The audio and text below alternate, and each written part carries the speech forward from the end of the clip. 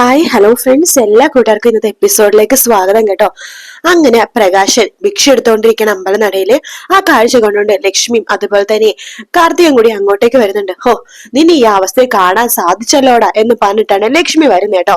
ശേഷം ലക്ഷ്മി പറയുന്നുണ്ട്, നിനക്ക് നാണില്ലടാ ഈ അമ്പലനടയിൽ ഇങ്ങനെ ഇരിക്കാനായിട്ട്. ഇത് പാവങ്ങൾക്കും ഭിക്ഷാളികൾക്കും ഇരിക്കേണ്ട സ്ഥലമാണ്, നിന്റെ പോലെ ദുഷ്ടന്മാർക്ക് ഇരിക്കേണ്ട സ്ഥലമൊന്നുമല്ല. എടാ, നിന്റെ അമ്മ മാറിയപ്പോ പോലും നീ മാറാത്തതാണ് നിന്റെ സ്വഭാവം.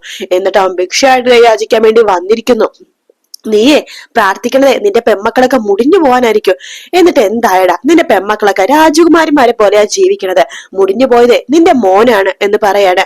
അതൊക്കെ കേട്ട് പ്രകാശൻ ഒന്നും മിണ്ടാതിരിക്കാട്ടോ. പ്രകാശിന്റെ കൂടെ നിൽക്കണവരൊക്കെ അത് കേട്ടോണ്ടിരിക്കുകയാണ്. ലക്ഷ്മി പറയുന്നുണ്ട്, അതെ, നീ കാത്തിരിക്കണതേ ആ ഗംഗപ്രസാദും വിക്രവും കൂടി ഒരുമിച്ച് ചേർന്ന് നിന്റെ പെമ്മക്കളൊക്കെ ഇല്ലാതാക്കുന്ന ദിവസത്തിന് വേണ്ടിയിട്ടായിരിക്കും. എടാ, അവൻ തന്നെയാടാ നശിയാൻ പോണത്, അത് നീ ആദ്യം മനസ്സിലാക്കിക്കോ എന്ന് പറയാണ്. ശേഷം ലക്ഷ്മി പറയുന്നുണ്ട്, എന്തായാലും ഇവിടം വരെ വന്നതല്ലേ, ഇന്ന ഇത് പിടിച്ചോ എന്ന് പറഞ്ഞിട്ട് പേഴ്സിന്ന് ഒരു 100 രൂപ ചുരുട്ടിക്കൂട്ടി പ്രകാശിന്റെ മുഖത്തേക്ക് ഇടുവാട്ടോ. പ്രകാശൻ ആ പൈസ പതിക്കെ കൈവച്ചെടുക്കാണ്. പ്രകാശിന്റെ കണ്ണ് ഒന്ന് നിറയുന്നുണ്ട് കേട്ടോ.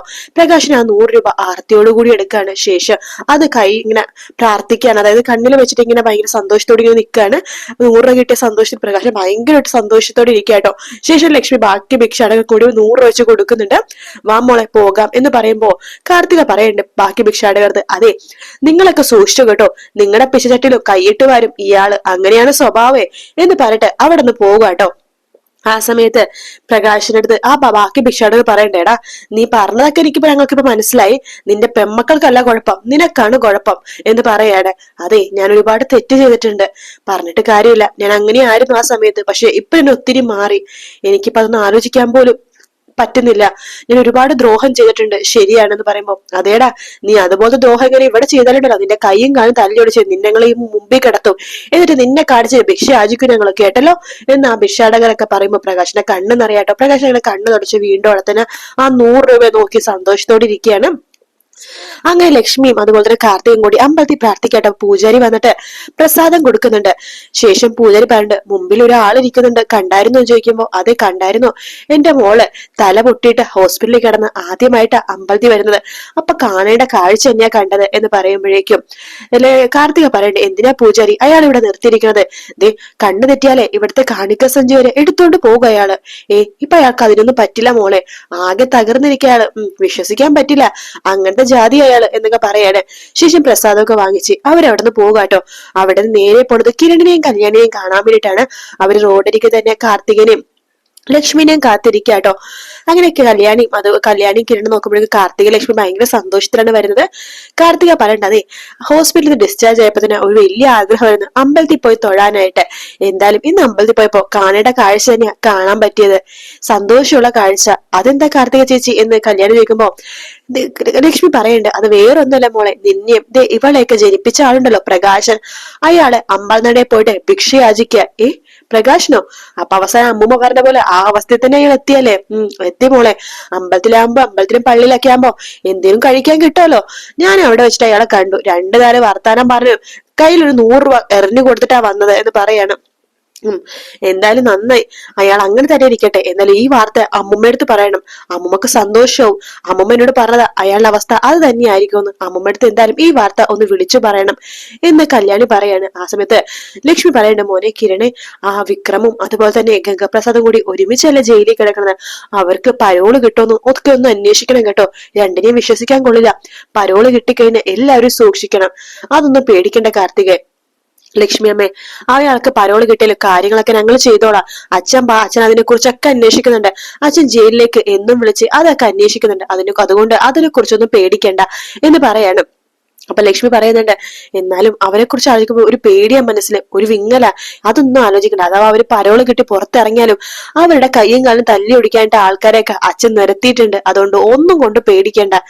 ശരി എങ്കിൽ ഞങ്ങൾ ഈ കാര്യം പറയാനാ വന്നത്, സമയം കിട്ടുമ്പോ ഉച്ച തരിട്ടെ ഞങ്ങൾ വീട്ടിലേക്ക് വന്നോളാം എന്ന് പറഞ്ഞിട്ട് കല്യാണിടുത്ത് പറഞ്ഞിട്ട് കാർത്തികയും ലക്ഷ്മിയും കൂടി അവിടെ നിന്ന് അങ്ങോട്ട് പോകാട്ടോ.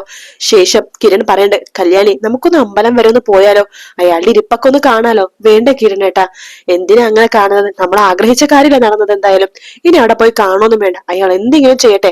ഇപ്പോഴും അയാൾ മനസ്സിൽ പ്രാർത്ഥിക്കുന്നത് മോൻ രക്ഷപ്പെടാൻ വേണ്ടിയിട്ടായിരിക്കും, മോന് വേണ്ടിയായിരിക്കും അയാളുടെ പ്രാർത്ഥന ഫുള്ളും. അതിലൊരു സംശയമില്ലല്ലോ കല്യാണി, അയാൾ ഒരിക്കലും മാറില്ല എന്ന് കിരണും പറയാം. പിന്നീട് കാണിക്കണത് അമ്മുമ്മേനെയാണ് കേട്ടോ. അമ്മുമ്മ വാർഡനും അവിടുത്തെ ആ ഒരു ഇതിന് പറയുന്നുണ്ട്, മേഡത്തിനോട് പറയുന്നുണ്ട്, അതെ ഞാനൊന്ന് അമ്പലം വരെ പോവാ ഒന്ന് പ്രാർത്ഥിക്കാനായിട്ട്. അതെന്താ പെട്ടെന്ന്? അതെ അമ്പലത്തിലെ കാണേണ്ട കാഴ്ച കാണാൻ പറ്റൂ പോയി കഴിഞ്ഞാ. അതെന്ത് കാഴ്ചയാ?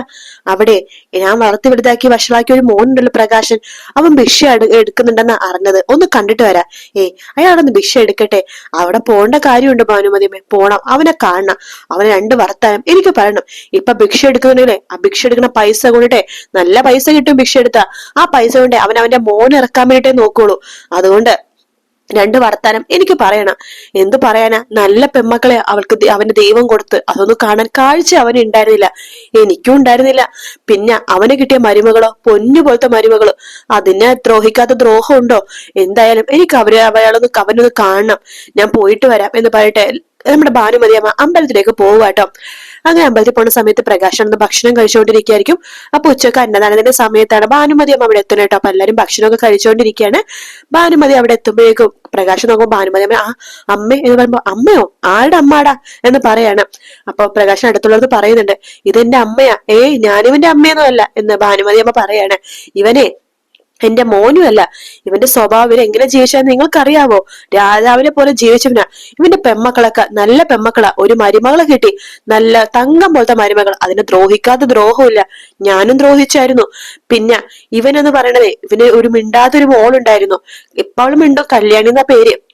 അവളെ എന്തുമാത്രം അവൾക്ക് ഇവന്റെ മുഖത്ത് നോക്കാൻ പോലും പേടിയായിരുന്നു. മുഖം കാണിക്കാൻ പാടില്ല, അതായിരുന്നു ഇവന്റെ നിയമം. എങ്ങാനും കണ്ടുപോയി കഴിഞ്ഞാൽ അവള് മുഖം പൊത്തി ഓടുമായിരുന്നു.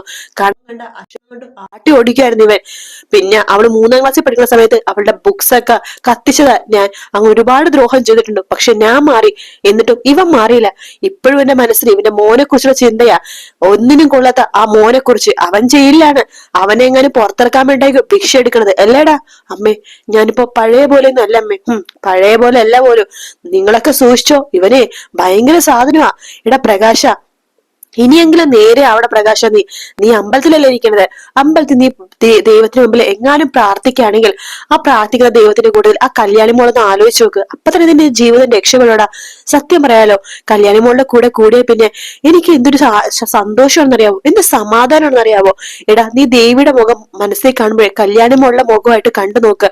നിന്റെ ജീവിതം തന്നെ രക്ഷപ്പെടൂടെ പ്രകാശ. അത്രേ എനിക്ക് പറയാനുള്ളൂ. ഇനി നിനക്ക് എന്താച്ചാ തീരുമാനിക്കാം, നന്നാവോ ചീത്താവോ എന്താച്ചാ നീ ചെയ്തോ. പക്ഷെ ചെയ്തതിനേക്കാൾ നീ അനുഭവിക്കോ. പശ്ചാത്താപം ഉണ്ടെങ്കിൽ നീ കല്യാണി മോളെ മനസ്സിൽ വെച്ചിട്ട് പ്രാർത്ഥിക്കടാ എന്നൊക്കെ പറഞ്ഞിട്ട് നമ്മുടെ ഭാനുമതി അമ്മ അവിടുന്ന് പോകുവാട്ടോ. ഭാനുമതി ഇവിടുത്തെ പ്രകാശം പറഞ്ഞിട്ട്, അമ്മേ ഇവിടുത്തെ ഫുഡ് നല്ല ഭക്ഷണം, നമ്മ കഴിച്ചിട്ട് പോവാ. എടാ ഭക്ഷണം കഴിക്കണമെങ്കിൽ ഞാൻ കഴിച്ചോളാം. പിന്നെ മുമ്പത്തെ പോലെ അല്ല, എനിക്ക് സായനത്തിൽ 3 നേരം ഭക്ഷണം കിട്ടും. പിന്നെ എന്റെ കൊച്ചുമകളൊക്കെ മാറി മാറി വിളിക്കുക. പിന്നെ ഞാൻ അവിടെ പോയി നിൽക്കാത്തോണ്ടാ എനിക്ക് ഇഷ്ടപ്പെട്ട ഫുഡ് ഒക്കെ ഉണ്ടാക്കി അവരെപ്പോഴും എന്റെ അടുത്തേക്ക് വരും. അതുകൊണ്ട് ഭാനുമതി അമ്മ പഴയ ഭാനുമതി അമ്മയെന്നല്ലടാ. എന്റെ സ്വഭാവം രീതികളൊക്കെ ആകെ മാറി. നീ മാറെങ്കിൽ നിനക്ക് കൊള്ളാം.